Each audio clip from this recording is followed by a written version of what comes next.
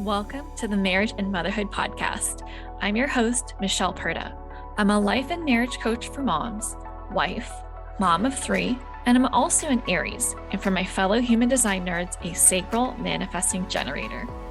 This podcast is for women who want to be happier in their marriage as they navigate their journey through motherhood, even if you're like me and you weren't shown how while growing up. Inside, we're going to be talking about breaking generational cycles when it comes to how to handle conflict in healthy ways, redefining motherhood your way, and prioritizing your well-being, because here, we believe that women don't have to sacrifice their happiness to be a great mom. And a quick note to mamas listening with kids around, you may want to pop your earbuds in because nothing is left unsaid on this show, which means there may be times where something I say isn't meant for little ears. Are you ready? Let's dive in. Hello. Welcome back to another episode of the Marriage and Motherhood podcast. This episode, we're going to be diving into communication. We're going to be shifting away from connection towards communication because communication creates more connection. Without communication, I don't know what you have with connection, honestly. If you can't talk, there's a big problem. So we're going to be diving into how conflict is inevitable in your marriage, but also the difference between arguments versus disagreements. Now, conflict is inevitable in your relationship. It's inevitable with every relationship, actually. Any relationship where you spend an extensive period of time together, where you're making decisions together, you're going to experience conflict. We experience conflict with our kids, with our coworkers, with friends, with family, right? Like, conflict is a constant in our experience of being humans. So your marriage is no different. And if you're not experiencing conflict, this is a really big red flag, actually, for your relationship. Because what it means is that one of you or both of you are afraid of opening up and being honest with the other person, which means that the relationship lacks authenticity and vulnerability. So you're both experiencing a relationship that's kind of based on lies. It's a facade because someone or both of you are not being true to yourself. And it may lead to a buildup of resentment and dissatisfaction because you're not sharing what you actually feel and what you need, which means that instead of creating external conflict, you are actually keeping internal conflict. You're keeping it to yourself because you're afraid of how your partner will react or respond, or vice versa, right? Maybe your partner's the one that does that. So that's not healthy either, right? But back to conflict and arguments and disagreements, conflict can actually be used as a vehicle to enhance your relationship, to make it more satisfying. And like I said earlier, conflict is inevitable. It just is. But not every aspect of conflict is inevitable. People respond and react differently in the face of conflict. And I'm sure that you've experienced this, right? Like, maybe your husband acts one way, and maybe you're finding yourself acting different in conflict with your partner versus a previous relationship that you've had, versus how you experience conflict with your kids, with your parents, with a friend, right? So the way we experience conflict changes. And it's all dependent on who we choose to be and how we choose to respond. And depending on how you fight and how your partner fights, you together make like this unique combination of how you two fight together. One couple can experience conflict as like a very mature adult conversation where both people are calm, and even though they're both experiencing emotions, they're able to talk through it and then come to a resolution together like a team. While another couple might yell at each other, they might accuse each other, blame, get defensive, give an ultimatum, or criticize each other. Both are disagreements, but one's an argument, one's way more dramatic and intense and causes destruction on your relationship, whereas the other is productive and constructive. Okay, so all conflicts are disagreements, but not all disagreements are arguments, and not all conflicts are arguments, right? So today I'll be diving into the difference between disagreements and arguments, because these words are often used interchangeably, but they have a very different connotation, right? They create different experiences in a relationship, and I want to help you move towards experiencing conflict more as disagreements rather than arguments. So, how do you mostly experience conflict with your partner? Are you experiencing more disagreements or more arguments? Right? Like, it's common to get to a point of arguing, but if you're constantly experiencing conflict, this argument, that's toxic. Okay, that is toxic. It is destructive. It's creating more disconnect. It's breaking the trust between you two. So let's get you to a place where you guys can have disagreements instead of arguments.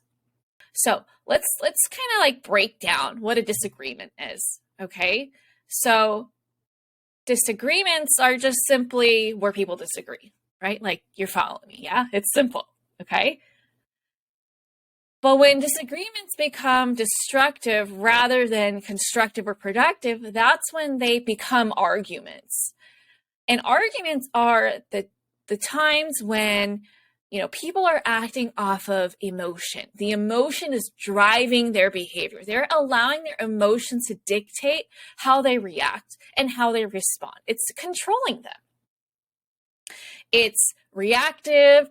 It's where someone might be lashing out or being defensive, maybe even being controlling or mean, right? All of the behavior is coming from you feeling a very strong emotion. And maybe you're not proud of yourself when you do this, right? It's like you see red and all of a sudden it's like, I don't know why I'm doing what I'm doing, but I feel justified. I feel like this is what I need to do, because you're in a protective mode. Okay. Whereas disagreements are when you two recognize that there's a difference between you two, but you are anchored into what values that you share, what you two have in common. Like, for example, you agree that you want to raise kind human beings, right? Your kids, but you might disagree on how you each are handling it, the methods that you're using. You have a shared goal, and you're keeping the conversation constructive and productive by focusing in on, honing in on, we're on the same page with how we want our kids to end up. You're able to recognize that you feel your emotions, but you're choosing to process them and focus on what you two have in common, what brings you two together as a team, as in what you agree on, and then you build on that. You're not looking at where are our differences and let's pick that apart and really highlight that.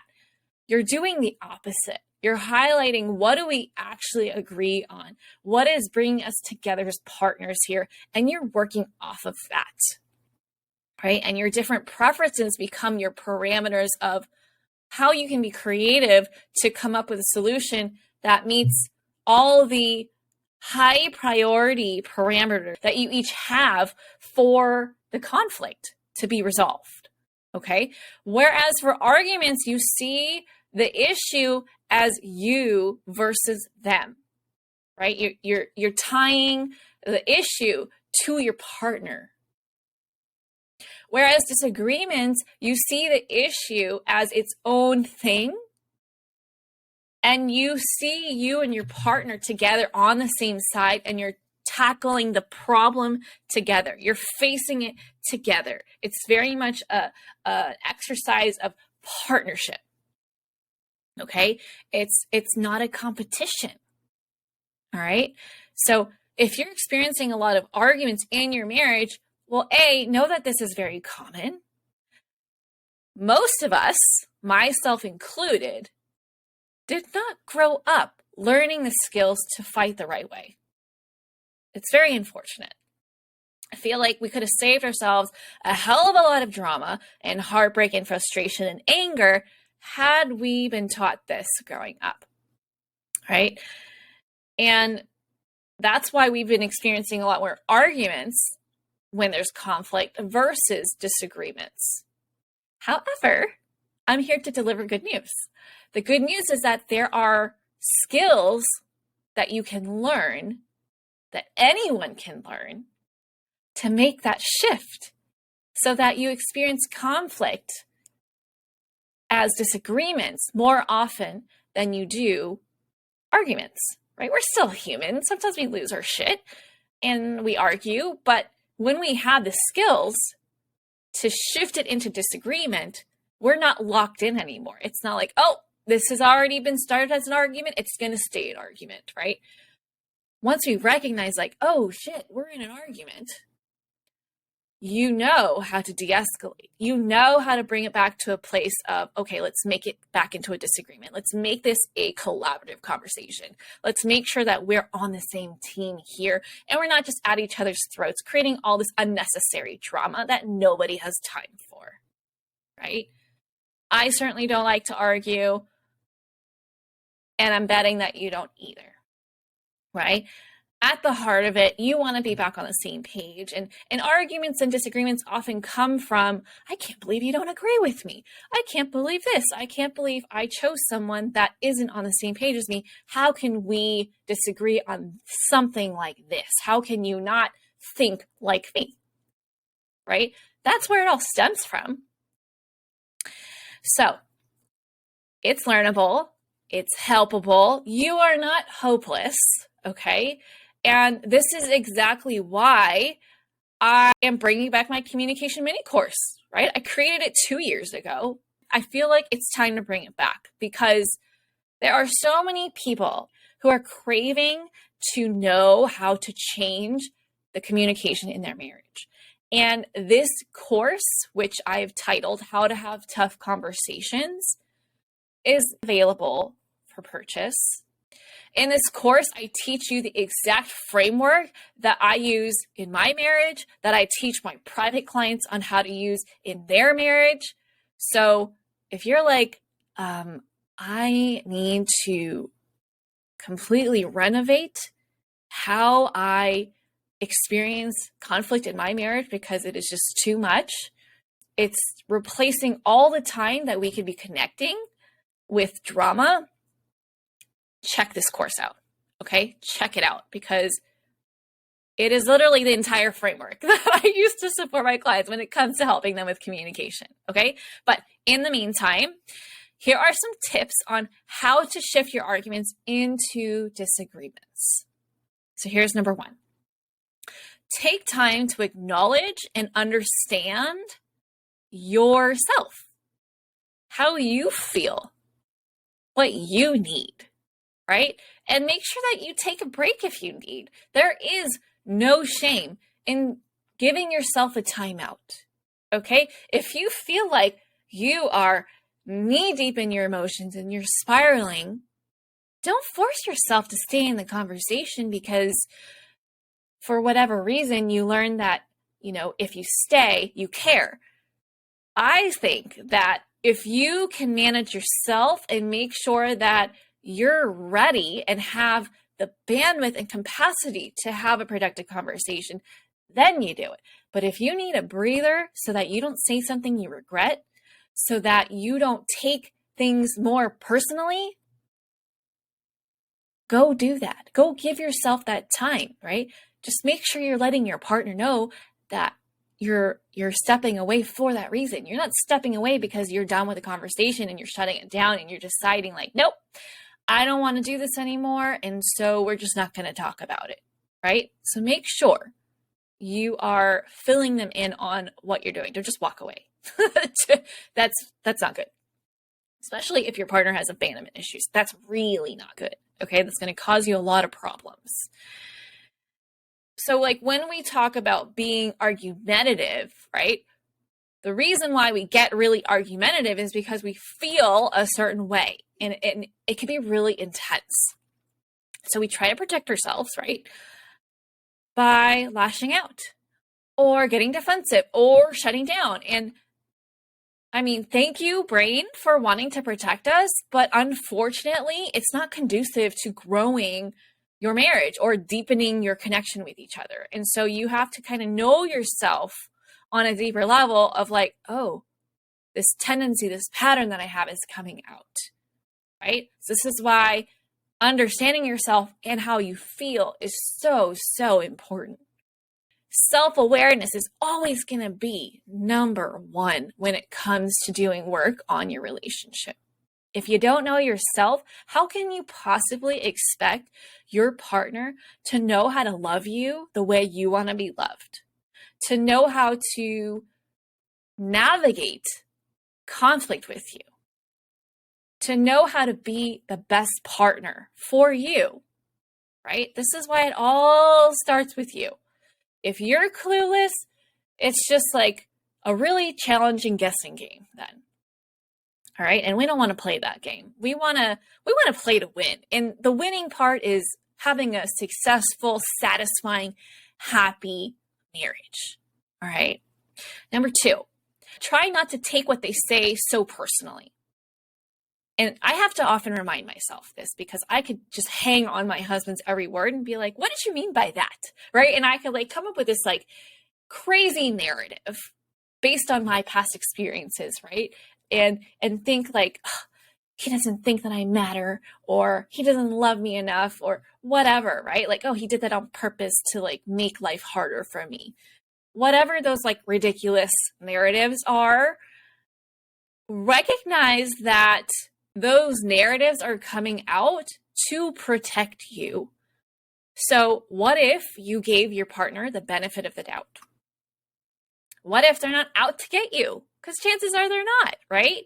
Like they're likely hurt also in some type of way. And when people are hurt, we tend to do some things. Maybe the way you act when you're hurt is different from the way that your partner acts when they're hurt. So try to read between the lines. Try to figure out why they might be doing this thing that they're doing that you're taking personally. Perhaps they're having a hard time articulating what they are trying to say in a way that you want to hear it. There have been times where you have said something, I'm sure, that people took the wrong way. So the same goes for your partner. It's very possible that you're taking something and making it mean something completely different from what your partner is intending. So leave space for them to clarify. But first, not taking things too personally, like just getting curious, right? Like, I wonder if they meant this when they said that, because that's exactly what my brain is trying to convince me into thinking, which now I'm ready to fight. Like whatever your go-to is, right? Or I'm ready to make a run for it. Just invite yourself to be like, that didn't sit right with me. Okay, what did they mean by that? Okay. Number 3, focus on what you two agree on, which is challenging when you're in a disagreement, okay? Because it's really easy to just be like, so this is what we're taught in school, right? We're like, what's the difference? You got 2 pictures and you're here to look for the difference, right? We're not looking at what is the same. We're looking at what's different. When it comes to conflict, I want you to do the opposite of what you've been taught growing up in school. I want you to look for what's the same. Okay. When you're able to see your partner as being on the same team as you can start to get really creative about the different possible solutions to get to that united goal that you have together, to turn it into collaboration instead of a competition where you have a clear winner and you have a clear loser. That sounds terrible for your marriage, right? You want to both win, right? And it's possible for both of you to win. And that should be the goal, is for you and your spouse to win together. Not for you to be like, ha, I win, I was right, you suck. Like, that's not what you want. Okay, because that would suck on the receiving end. That would really suck if the tables were reversed and you're like, wait a minute, I don't like this. Why are you rubbing it in my face that I'm wrong and that you're right? This sucks. Now, number 4 can help make that more possible.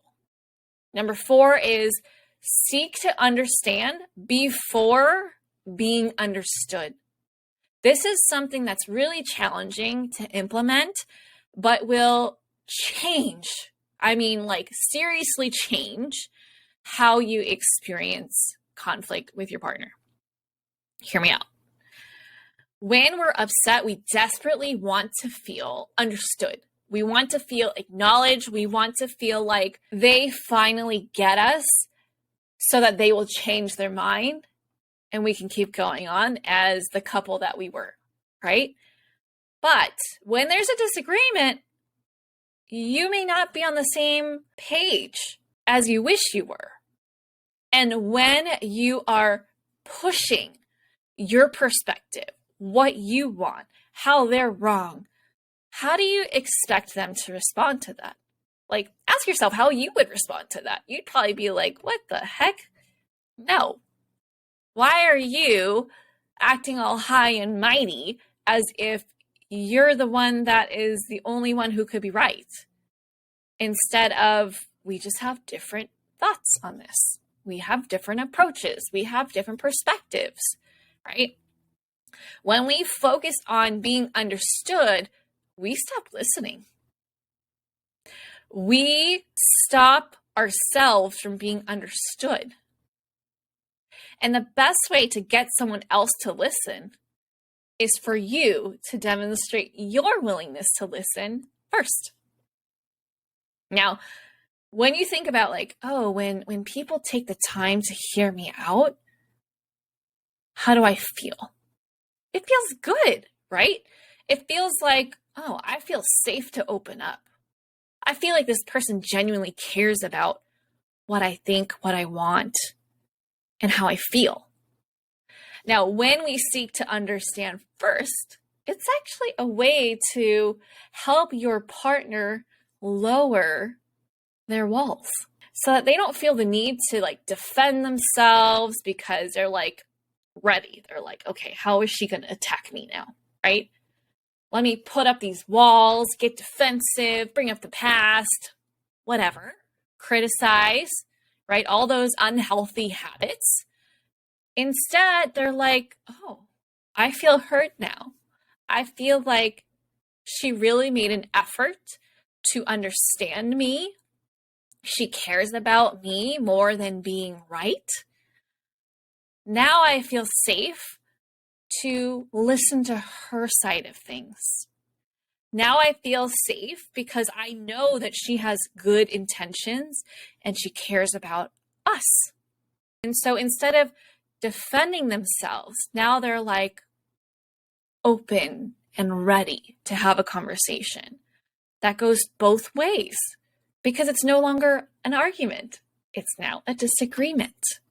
Okay, so like just have the visual of like, do you want to pin him up against the wall and say, hear me now, and expect them to be like, okay, right? Or are you like, hey, we disagree.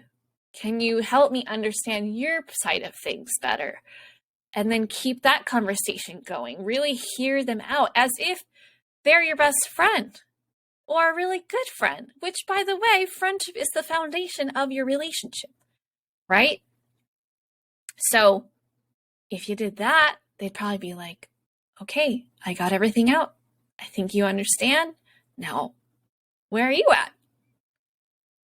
What's going on with you?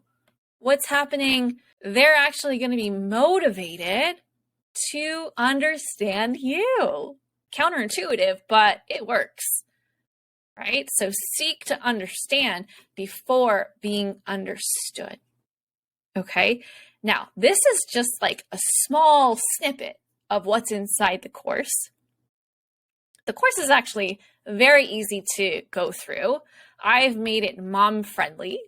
Okay, they're all bite-sized videos, but if you are wanting to learn the framework to shift your arguments into disagreements, to be able to know how to confidently communicate how you feel, what you need, and to be able to de-escalate situations and forever, I mean forever, change how you experience conflict in your marriage, definitely check out the course, okay? I want you to be able to say, oh, we don't waste time arguing anymore. Like it hardly ever happens. It's a rare occasion. We still have conflict because we're a healthy couple and we feel safe to, share our truth and resolve it together. And we experience our conflict as disagreements. And we're on the same page and we feel like we could take on any problem because we're doing it together. Because that is what's conducive to connection.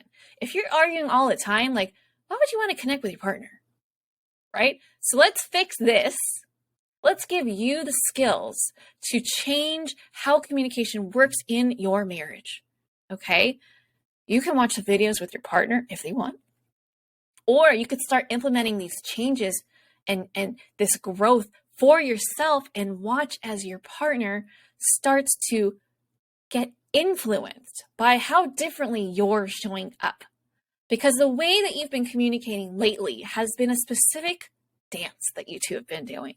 When I do this, they do that. And then when I do this, they do that. Like you have experienced the way you fight repetitively, right? Now, when you implement the skills that are inside of my mini course, you're going to start to introduce a different step. And consistently, you're going to shift it towards a new dance. You're going to re-choreograph. You're going to create a whole new dance, just step by step. And it's going to change how they choose to respond to you. So we're going to go from being less reactive to being more responsive, less argumentative to more of a collaborative conversation. Like, can you imagine conflict that's not so volatile?